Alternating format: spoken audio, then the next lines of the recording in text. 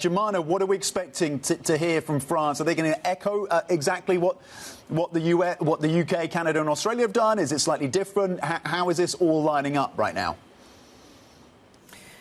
Well, most of the nations that you just referenced had signaled in early summer that they were looking towards recognizing a Palestinian state at the UN General Assembly. Today, the main event is taking place. France is also expected to move along the same lines as we heard from UK, Canada, Australia and Portugal yesterday. Those countries put out what was essentially coordinated statements on the statehood acknowledgement. And this actually brings the total tally of UN nation states to 150 or around 150 of those who officially recognize Palestine as an independent state. But also it's significant because France, Canada and the UK would be the first G7 nations to do so as well.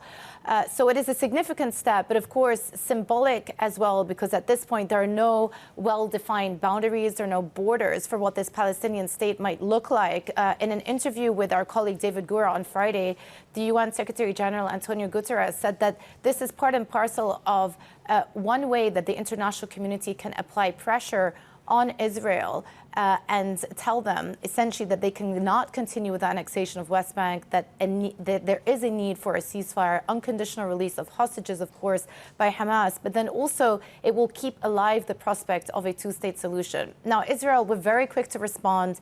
The Israeli Prime Minister likened this to a reward for Hamas, a reward for terrorism.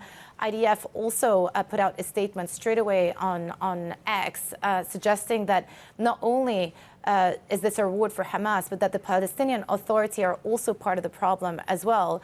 The Israeli Prime Minister went one step further and said that he will react and respond to this once he is back from the UN General Assembly by the end of this week. Many within his own party are actually calling for the further annexation of West Bank. So, yes, significant step, but remains to be seen whether this actually will constitute enough leverage on Israel and on its ongoing military activities in the region, and whether they may change course. But from initial responses that we've got from the IDF, it doesn't seem to be the case.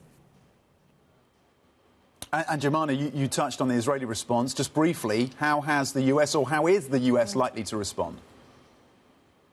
Well, last week, the UN General Assembly also voted overwhelmingly in support of a declaration to work towards the two-state solution. This was a motion that was put forward by Saudi Arabia and France back in July of this year. U.S. boycotted that event. They also didn't vote in favor of that declaration.